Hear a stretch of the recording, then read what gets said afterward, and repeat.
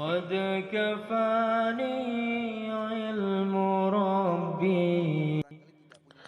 Assalamualaikum warahmatullahi wabarakatuh. Kemarin saya menyimak statement dari Eko Kuntadi saat diundang di TV One dengan tema dugaan penistaan Holy Wings. Satu statement dari Eko Kuntadi membuat saya bertanya-tanya dan ingin dia memperjelas maksud dari perkataannya supaya seluruh masyarakat Indonesia memahami secara utuh dan tidak salah paham. Berikut ini statementnya.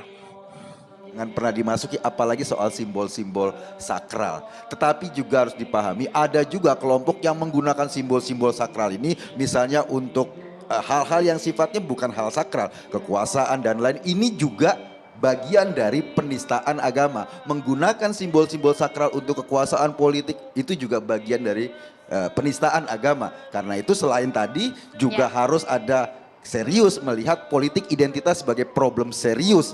Karena menggunakan simbol-simbol sakral untuk kegiatan politik juga adalah penistaan agama. Dapat kita pahami dari statement tersebut adalah Eko Kuntadi menganggap bahwa menggunakan simbol-simbol agama yang sakral untuk politik kekuasaan adalah bagian dari penistaan agama. Dari sini dapat kita pertanyakan maksud dari pernyataan Eko Kuntadi tersebut. Apa batasan dari simbol-simbol agama yang dia maksud? Di mana penggunaannya untuk tujuan politik dapat dikategorikan penistaan agama yang harus disikapi secara serius. Misalnya, apakah menurut Eko Kuntadi penggunaan simbol Ka'bah untuk partai politik dapat dikategorikan penistaan agama?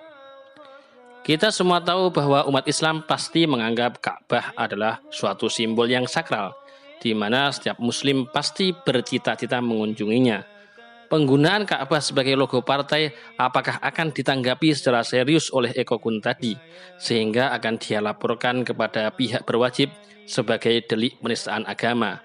Tentu ini harus dia perjelas. Ulama, kiai dalam Islam merupakan simbol agama. Ulama dan kiai pasti dihormati dan dimuliakan. Apakah berusaha merebut kekuasaan dengan simbol agama berupa ulama, termasuk penistaan agama menurut Eko Kuntadi? Tentu ini harus dia klarifikasi. Sorban, kopiah, songkok adalah salah satu simbol agama. Orang yang bersorban dan berkopiah pasti secara umum dianggap lebih religius dibanding yang tidak. Memang tidak selalu seperti itu. Tapi kita tidak bisa pungkiri bahwa sorban dan kopiah adalah simbol agama.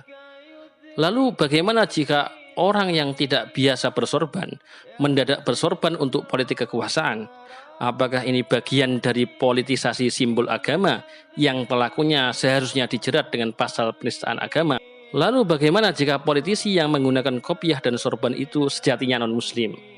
Apakah penggunaan kopiah dan sorbannya jelas merupakan politisasi simbol agama?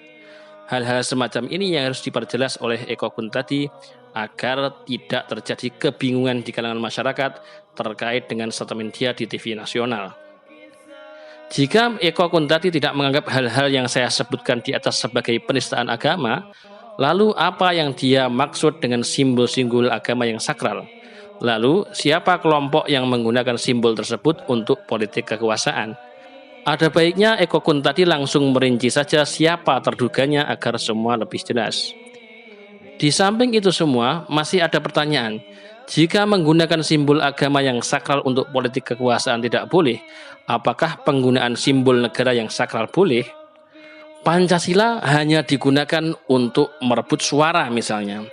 Atau slogan Bhinneka Tunggal Ika hanya untuk menjatuhkan lawan politiknya misalnya. Apakah ini tidak disakralisasi simbol-simbol negara? Hanya Eko Kuntadi yang bisa menjawab. Wallahu a'lam.